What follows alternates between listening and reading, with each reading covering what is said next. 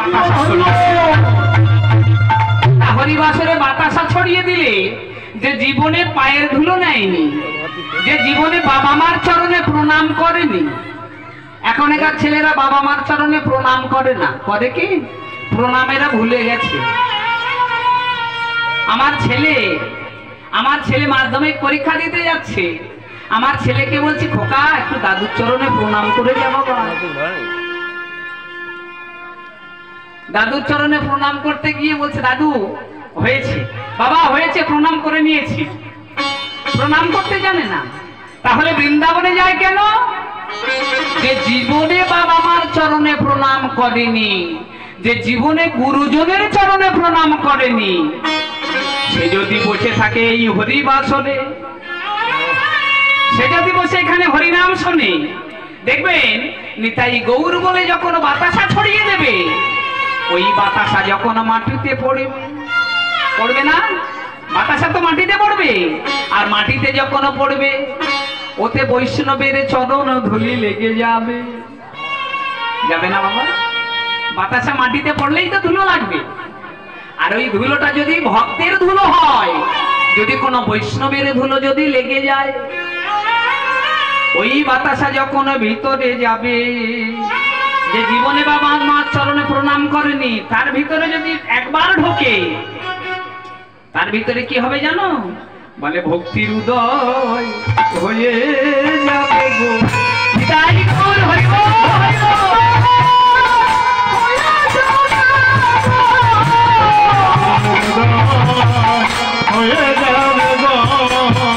বলে ভক্তির উদয় হয়ে যাবে গো, ভক্তির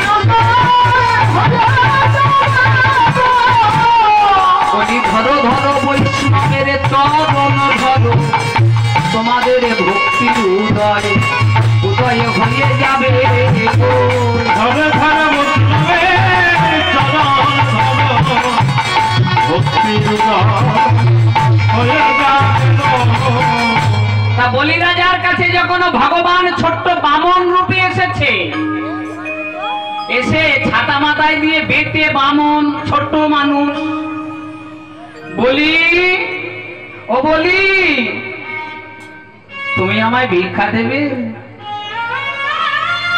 চিন্তা করুন বাবা, সারা জগতের মানুষ যার কাছে ভিক্ষা চাইতে যায়, সে আজ এসেছে ভিখারি হয়ে, তাই না?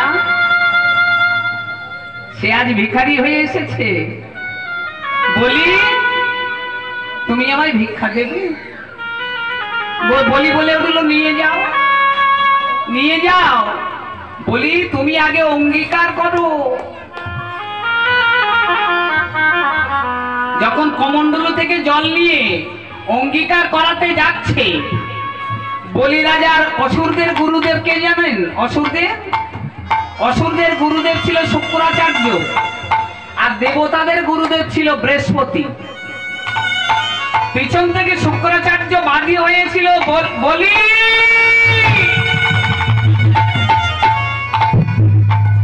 তুমি ভিক্ষা দিও না, ওকে তুমি চেনো না, ও কৃষ্ণ ভগবান।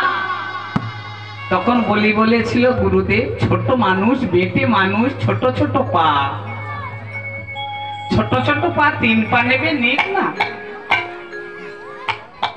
তখন শুক্রাচার্য বলেছিল বলি তুমি ওই ছোট ছোট পা দেখছো, ছোট ছোট পা, ওগুলো ফোল্ডিং পা। ফোল্ডিং ছাতা দেখেছেন বা? ফোল্ডিং ছাতা দেখবেন এমনি ভাবে টিপবে, ভজন করে লম্বা হয়ে যাবে। শুক্রাচার্য বলছে বলি ও হলো বিষ্ণু ভগবান, ওকে ভিক্ষা দিও না, তুমি সর্বশান্ত হয়ে যাবে। বলি মহারাজ কেঁদে কেঁদে বলেছিল হে গুরুদেব, হে গুরুদেব,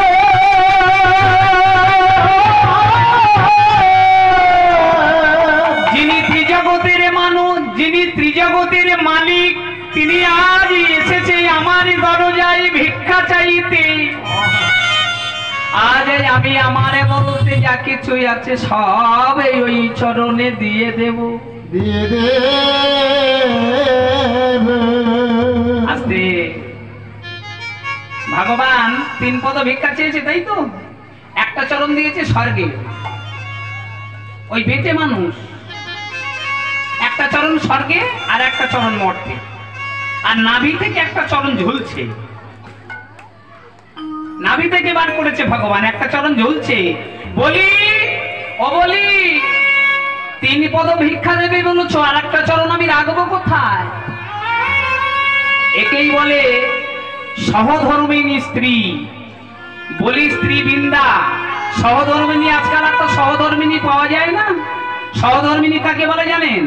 স্বামীর ধর্মের পথে যে সহযোগিতা করে তাকে বলে সহধর্মিনী।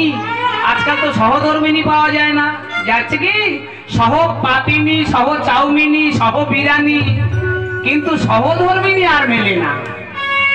এইবার বৃন্দা বলেছিল, দয়াময়,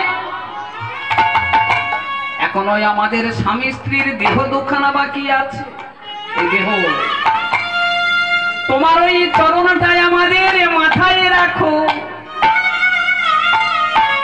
স্বামী স্ত্রীর মাথায় রেখে দিয়েছে। এইবার ভগবান একটা কথা বলে বিপদে পড়ে গেছে। ভগবান বলছে, বলি তোমাদের সবকিছু আমাকে দিলে, তোমরা স্বামী স্ত্রী দেহ পর্যন্ত আমাকে দিয়ে দিলে, তা তুমি কিছু রাখবে না? এই জায়গা বিপদে পড়েছে ভগবান। তখন বলি বলেছিল, দয়াময়, তুমি আমায়